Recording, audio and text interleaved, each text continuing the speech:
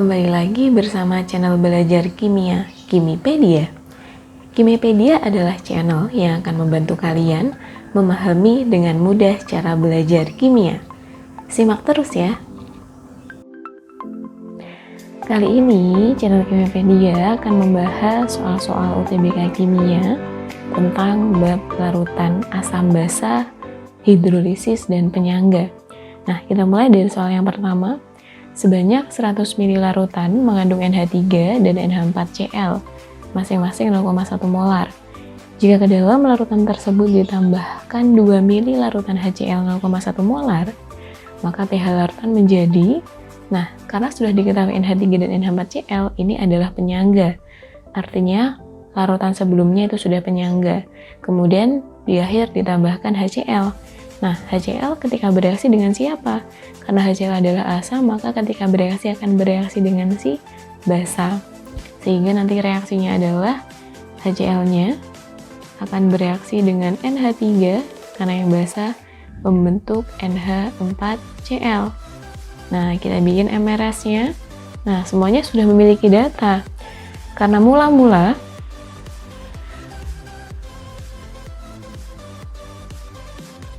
NH3 dan NH4Cl-nya sudah memiliki data, kita masukkan ke dalam M. Nah, NH3-nya 100 dikali 0,1, 10. Di sini juga 10 ya. Nah, HCl-nya 2 dikali 0,1, berarti 0,2. Nah, berarti siapa yang sebagai pereaksi pembatas? Tentunya si HCl. Nah, di sini 0,2, 0,2, 0,2. Nah, ketika reaktan itu dikurang ya. Kalau produk itu baru ditambah. Oke, berarti di sini 9,8, di sini 10,2. Nah, maka kita akan dapatkan yang sisanya adalah si NH3, basa lemah, dan garam. Kalau ada yang lemah dan garam itu sisa dalam satu reaksi, berarti cara mencarinya pakai pH penyangga. Nah, penyangga apa nih? Penyangganya adalah basa ya. Sehingga rumusnya adalah OH- sama dengan Kb dikali mol basa dibagi mol garam dikali valensi. Tinggal kita masukkan nilai Kb-nya berapa? Oh, ternyata 10 pangkat min 5. Mol basanya 9,8 dibagi 10,2. Nah, berapa?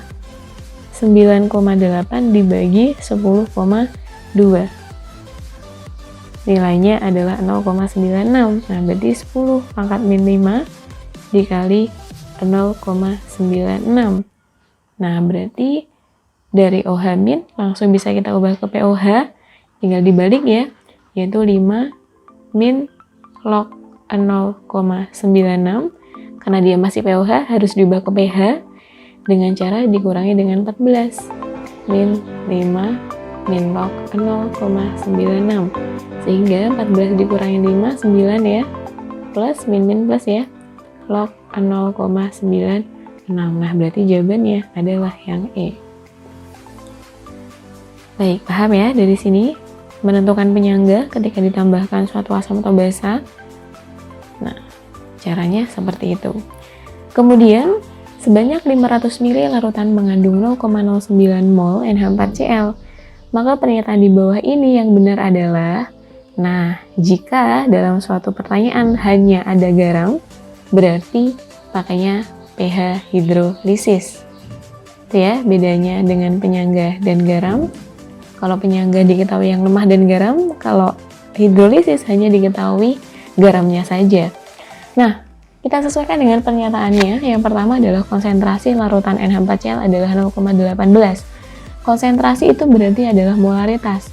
Molaritas rumusnya adalah mol per volume. Molnya adalah 0,09, dibagi volumenya dalam liter adalah 0,5. Nah, apakah benar 0,18? 0,09 dibagi dengan 0,5, nilainya 0,18.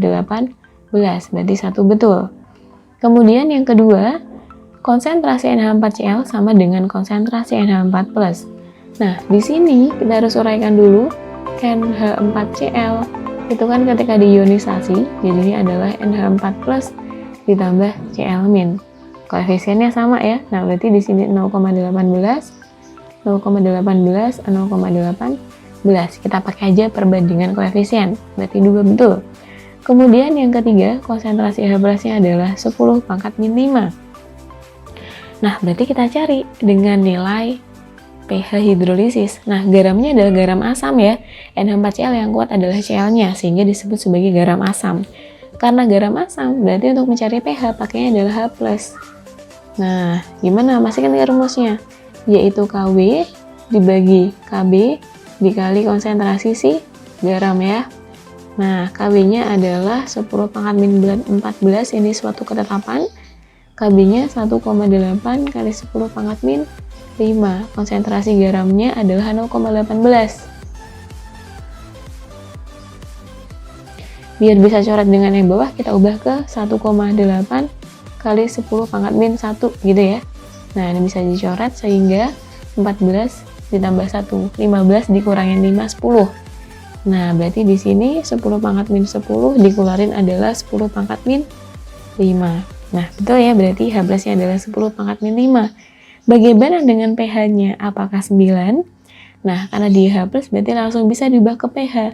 pH-nya adalah minus H+, berarti tinggal dibalikin aja, pH-nya adalah 5. Nomor 4, salah ya. Berarti jawabannya adalah 1, 2, dan 3. Sebanyak 1,5 liter larutan mengandung 8,175 gram NH4Cl. Besarnya pH larutan tersebut jika diketahui pK ionnya amonium adalah 9, maka pH-nya berapa? Nah, di sini kan dia garamnya adalah garam asam. Garam asam itu rumusnya apa sih? Garam asam itu rumusnya adalah berarti H+ ya, sama kayak tadi dong. Sama banget. Berarti Kw per Kb dikali konsentrasi si garam. Kita bisa cari dulu konsentrasi garamnya adalah mol per volume ya, karena di situ diketahuinya gram. Kita pakai aja gram per ml kali 1000 per mili. Nah, gramnya adalah 8,175, mr-nya adalah 54,5 dikali 1000 dibagi 1500. Nah, berarti nilainya berapa nih? 1000 dibagi 1500 ya. Oke, kita hitung dulu. 8,175 dikali 1000 dibagi 54,5 dikali 1500, sehingga kita dapatkan nilainya adalah 0,1 molar. Oke. Nah, jangan salah sangka, di sini diketahui adalah pKa. Sedangkan kita butuhnya Kb, bukan Ka. Berarti gimana dong cara mencari pKa? Nah, berarti kita kan punya ya suatu konstanta pKw itu kan sama dengan pKa ditambah pKb. pKw sendiri nilainya 14. pKa-nya di situ diketahui 9. Nah, berarti pKb-nya berapa dong? Nah, berarti pKb-nya adalah 14 kurangi 9, yaitu 5. Sehingga kalau misalkan diubah ke Kb, nilainya nanti adalah 10 pangkat min 5. Sama ya dengan pH, tinggal dibalikin doang. Nah, baru deh bisa masuk ke rumus H+, sudah diketahui semuanya. Yaitu 10 pangkat min 14, Kb-nya ada 10 pangkat min 5 dikali 10 pangkat min 1. Ini adalah pengubahan bentuk dari molaritas 0,1 ya. Nah, sehingga nilainya berapa? Valensinya 1 ya. Nah, 1. Oke, jangan lupa. 10 pangkat min 14 ditambah 10 pangkat min 1, 10 pangkat min 15. Dibagi 10 pangkat min 5, berarti hasilnya adalah 10 pangkat min 10. Berarti diakarin 10 pangkat min 5, pH-nya adalah 5.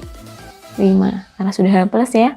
Tidak perlu dikurangi dengan 14 karena bukan pOH. Nah, berarti jawabannya adalah 5. Jawabannya adalah yang D. Nah, di sini diketahui ada suatu tabel ya, tabel reaksi dan tabel perubahan suhu, kenaikan suhu dengan perubahan Kp dan Kc-nya. Nah, pertanyaannya adalah dalam wadah 1 liter terdapat 20 gram H2, 28 gram N2, dan sejumlah NH3 dalam kesetimbangan pada 300 derajat Celcius. Jika gas NH3 dalam kesetimbangan tersebut dipisahkan, dan dilarutkan dalam 1 liter air, maka pH larutan yang diperoleh adalah, nah berarti dari suatu data di atas kita bisa libatkan reaksinya. Jadi kita punya reaksi 3H2 ditambah dengan N2, itu jadinya adalah 2NH3. Nah di data masing-masing ada masanya ya, 20 gram H2, 28 gram N2, dan sejumlah NH3. Oke, berarti massa reaktan tuh ada semua nih. Nah, berarti kita harus bikin MRS dulu ya. Nah, langkah pertama cari dulu mol H2.